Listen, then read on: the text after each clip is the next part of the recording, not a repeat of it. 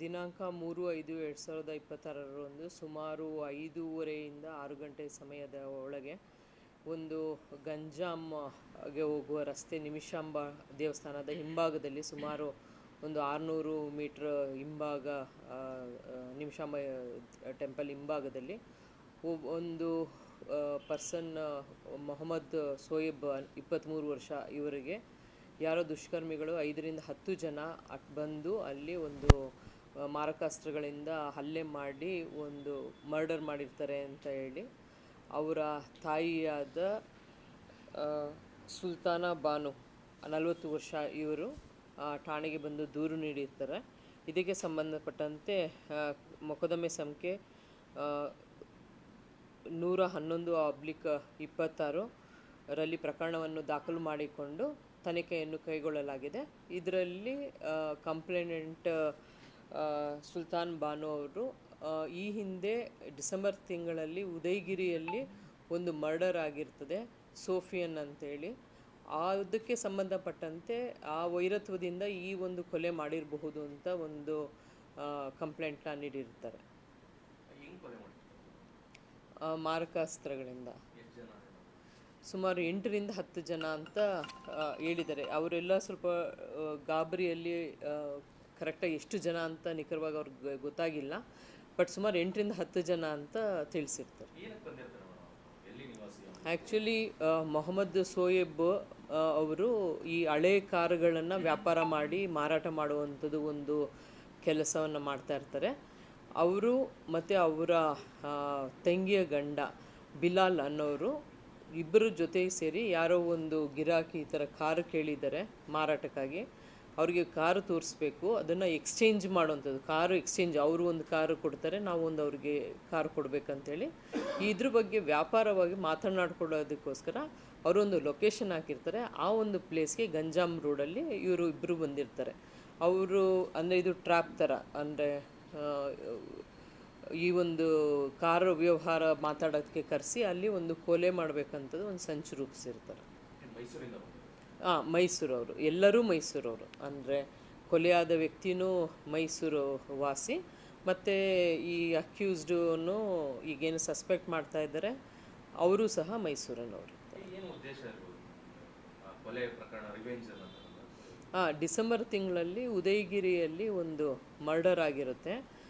ಸೋಫಿಯನ್ ಅವ್ರದ್ದು ಮರ್ಡರ್ ಆಗಿರ್ತದೆ. ಅದರಲ್ಲಿ ಈಗ ಯಾರು ಮೊಹಮ್ಮದ್ ಸೋಯಬ್ ಇದರಲ್ಲಿ ಡೆತ್ ಆಗಿದ್ದಾರೆ, ಇವರು ಅಕ್ಯೂಸ್ಡ್ ಇರ್ತಾರೆ. ಆ ಒಂದು ಕೊಲೆ ಪ್ರಕರಣದಲ್ಲಿ ಇವರು A3 ಆರೋಪಿ ಆಗಿರ್ತಾರೆ. ಆವಾಗಲಿಂದನೂ ಅವರ ಬ್ರದರ್ಸು ಇವ್ರಿಗೆ ಹೊಡಿಬೇಕು ಅಂತ ಸಂಚು ರೂಪಿಸಿದ್ರು ಅಂತ ಹೇಳ್ಬಿಟ್ಟು ಈ ಒಂದು ಕಂಪ್ಲೇಂಟು, ಈ ಒಂದು ಪ್ರಕರಣದಲ್ಲಿ ಕಂಪ್ಲೇಂಟ್ ಆದ ಈಗ ಮೊಹಮ್ಮದ್ ಸೋಯಬ್ ಅವರ ತಾಯಿ ಸುಲ್ತಾನ ಬಾನು ಅವರು ತಿಳಿಸಿರ್ತಾರೆ.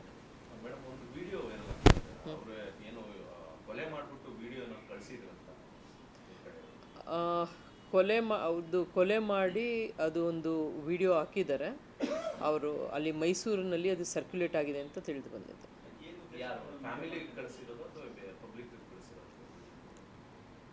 ಆ್ಯಕ್ಚುಲಿ ಅವಾಗ ಅವರು ಮರ್ಡ್ರ್ ಮಾಡಿದಾಗ, ಅಂದರೆ ಸೋಫಿಯನ್ನ ಮರ್ಡ್ರ್ ಮಾಡಿದಾಗ ಇದೇ ರೀತಿ ಒಂದು ವಿಡಿಯೋ ತೆಗೆದು ಅವರೂ ಮಾಡಿರ್ತಾರೆ ಅಂತ. ಸೊ ಹಂಗಾಗಿ ಇವರು ಮಾಡಿದ್ದಾರೆ ಅಂತ ಮೇಲ್ನೋಟಕ್ಕೆ ತಿಳಿದು ಬಂದಿದೆ.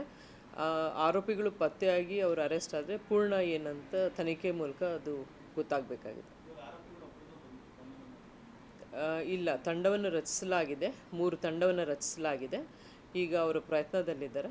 ಒಂದು ಸತಿ ಆರೋಪಿ ಸಿಕ್ಕಿದ ಮೇಲೆ ಏನು ಇದು ರಿಯಲ್ ಫ್ಯಾಕ್ಟ್ ಅಂತ ಗೊತ್ತಾಗ್ತದೆ. ಇವರು ಕಾರಲ್ಲಿ ಬಂದಿರ್ತಾರೆ, ಬಿಲ್ಲಾಲು ಮತ್ತು ಏನೀಗ ಮೊಹಮ್ಮದ್ ಶೋಯಬ್ ಅವರಿಬ್ಬರು ಕಾರಲ್ಲಿ ಬಂದಿರ್ತಾರೆ, ಕಾರ್ ವ್ಯಾಪಾರ ಮಾಡಲಿಕ್ಕೆ ಮಾತಾಡಲಿಕ್ಕೆ. ಅವ್ರುಗಳು ಅಕ್ಯೂಸ್ಡ್ಗಳು ಬೈಕಲ್ಲಿ ಬಂದಿರ್ತಾರೆ, 3 ಬೈಕಲ್ಲಿ ಬಂದಿರ್ತಾರೆ.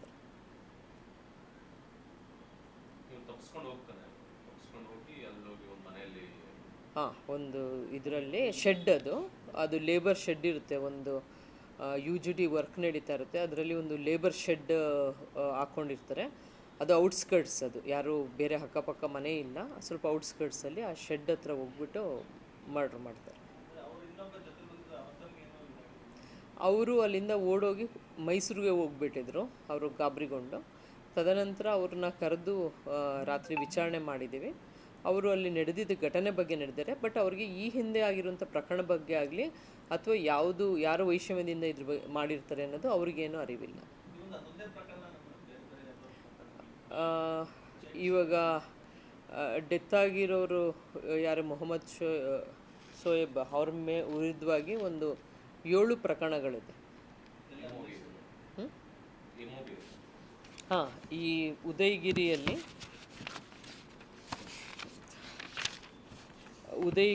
4 ಪ್ರಕರಣಗಳಿದ್ದಾವೆ. ಎಲ್ಲನೂ ಪ್ರಾಪರ್ಟಿ ಅಫೆನ್ಸ್ ರಿಲೇಟೆಡ್. ಮತ್ತು ದೇವರಾಜ ಪೊಲೀಸ್ ಠಾಣೆಯಲ್ಲೂ ಸಹ ಒಂದು ಕಳ್ಳತನ ಪ್ರಕರಣ, ಮತ್ತು ಆಲ್ನಹಳ್ಳಿಯಲ್ಲೂ ಒಂದು ಕಳ್ಳತನ ಪ್ರಕರಣ ಇದೆ, ಮತ್ತು ನರಸಿಂಹರಾಜು ಪೊಲೀಸ್ ಠಾಣೆಯಲ್ಲೂ ಸಹ ಒಂದು ಕಳ್ಳತನದ ಪ್ರಕರಣ ಇರ್ತದೆ.